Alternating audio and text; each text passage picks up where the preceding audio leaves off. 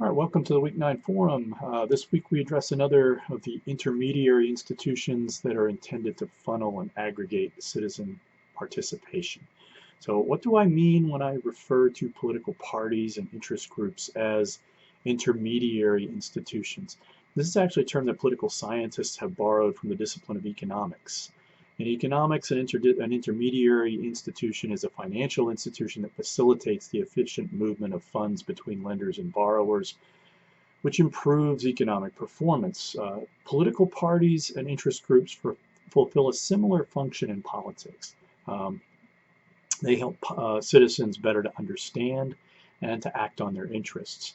So the authors open up with the story of Kelly Carrender, who was a conservative blogger who organized a protest of the incoming Obama administration stimulus bill to help combat the recession back in 2009. Her activity got the attention of higher profile conservative bloggers. They began organizing more rallies. Those protests and rallies got the attention of affluent and powerful corporate interests like the Koch brothers and other Roy Mercer and other wealthy people, and they began funding and even larger outreach and rallies. And that critical impetus gave rise to the Tea Party movement within the Republican Party. Movements like the Tea Party can influence, political parties in both good and bad ways. For one example, the Tea Party got a lot of Republicans fired up and mobilized and helped them to take back Congress in 2010. At the same time, though, the Tea Party also pushed Republicans a lot further out to the right on the ideological scale. And a lot of those Tea Party Republicans that got elected to Congress proved to be so fractious that the Republican congressional leadership wasn't able to manage them. And that might have hurt them heading into the 2018 midterm elections, which saw them lose control of the House of Representatives. So what's the difference between a political party and an interest group? Very simply, political parties are explicitly organized in order to compete for political office in hopes of winning control of government and the political institutions. Interest groups, on the other hand, engage in politics in the hope of influencing the direction of public policy, but they don't necessarily care that much about holding office, right? They're not interested in their own right.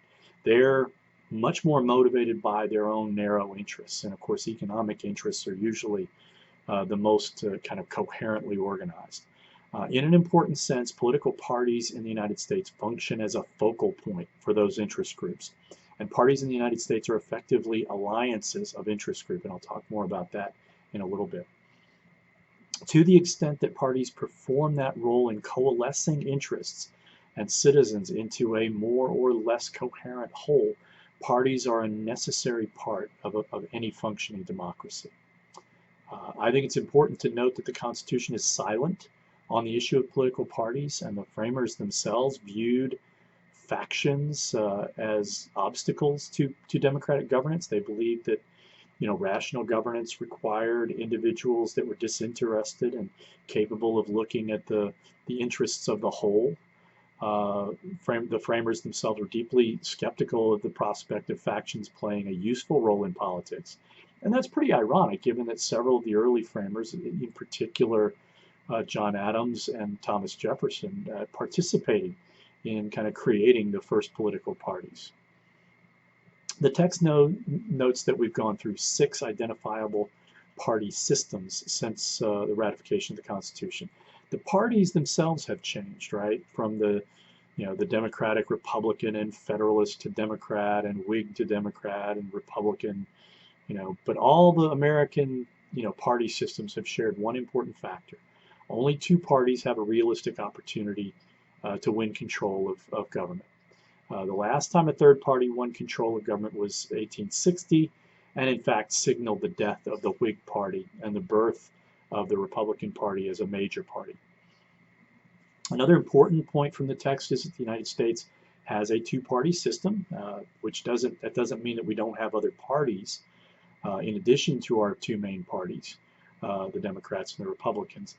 But it does mean that, generally speaking, candidates who are not members of one of those 2 main parties have little to no realistic chances of actually winning high office, winning federal elections, winning a Senate position or a House position or a gubernatorial position. So why do we only have two parties? The simple answer is that the rules of the American electoral system dictate a two-party outcome. Single-member districting for the House, and that's also reflected at the state level as well. It basically ensures a two-party system for this reason. There is no reward for failure, right? As opposed to a proportional system of representation where you can finish third place and still get some representation in a legislative body. So the fact that we also elect the president independently reinforces that winner-take-all quality, and that really kind of dictates a two-party outcome, or maybe perhaps even a one-party outcome in some instances. But that would not be good. So what do political parties do? One important thing that they do is they recruit candidates, right? For one thing, that's a very kind of hot and cold proposition for Republicans and Democrats. Imagine, for example, how difficult it is for Democrats to recruit people to run as a Democrat here in Oklahoma, where so many people equate being a Baptist with being a Republican. One way of getting an idea about which way the wind is blowing heading into a campaign season is to see how many incumbent members are retiring. If you see more members of one party retiring than the other, then you may get a sense that may be an indicator of what people in office think is likely to happen. As of September 17th, there are 16 House Republicans retiring, 4 alone from Texas, right?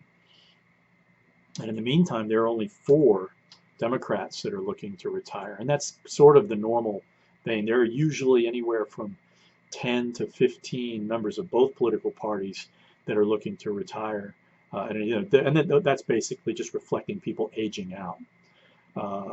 And that's following actually a period in 2018 where 39 Republicans retired. So how would you go about interpreting that data? I think the evolution of the American party system is pretty self-explanatory. Each was characterized again by two parties. For example, the first system had the Federalists and the Jeffersonians, as that's described in the text. They describe themselves as the Democratic Republicans, which can be confusing. And each system broke up and then reconfigured itself into a new system. To me, the important takeaway from this discussion in the chapter is, what were the interests that the parties represented, and what factors broke up the system, and how did the alignment of voters change as a result? Now, since 1854, we've actually had the same two parties, right? The Democrats and Republicans. But several realignments have altered the patterns of advantage and disadvantage within the electorate. Following the Civil War, the Republicans dominated nationally and in the Northeast and Midwest, while the Democrats basically were the only party operating within the South. After 1896, Republicans continued to have an advantage, but Democrats began to gain constituencies outside the South. And then the Great Depression swung decisively, in the advantage of the Democrats. And from 1932 to 1968, Democrats enjoyed a preponderant advantage at the national level. They were winning elections in Utah, for God's sakes. But since 1968, Republicans have had an advantage, largely because they have an advantage among the small states.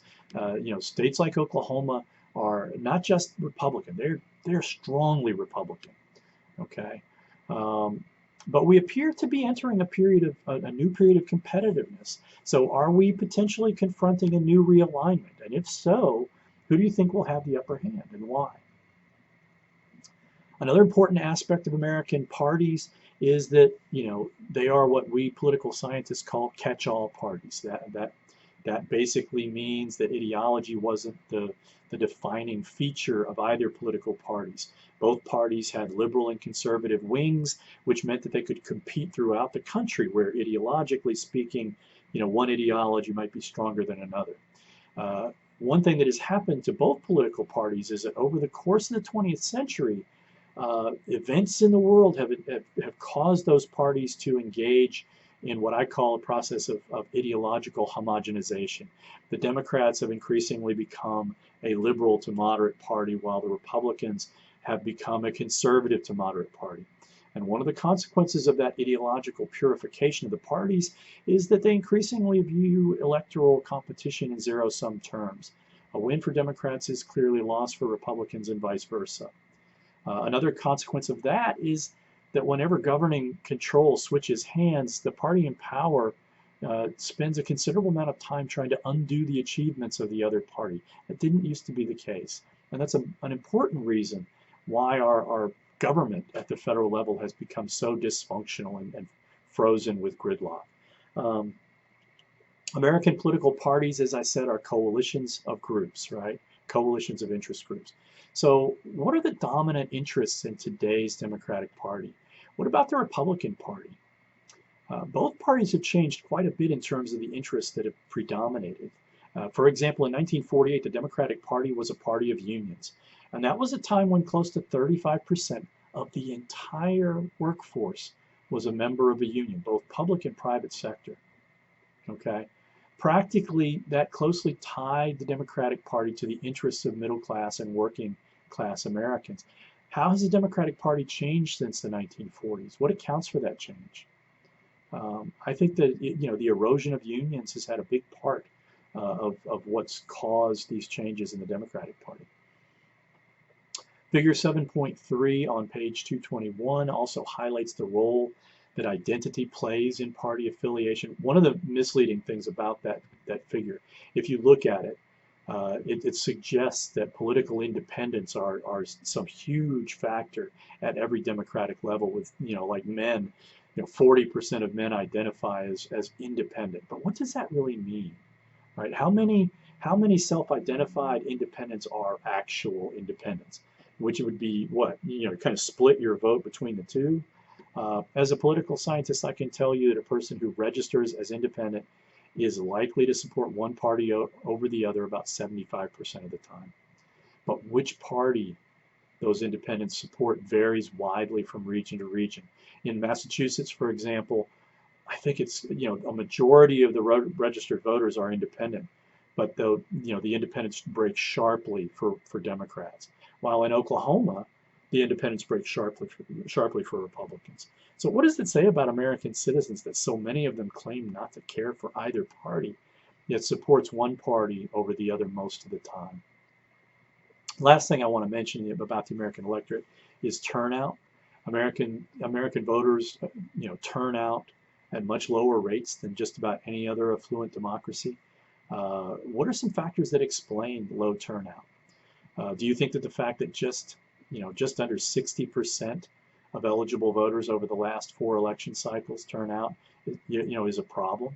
Or that just under 40% show up in midterm elections? Is that a problem? If so, what can we do about it? All right.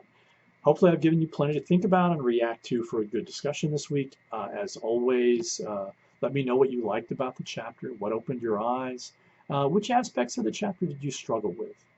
Let's have a lively discussion this week.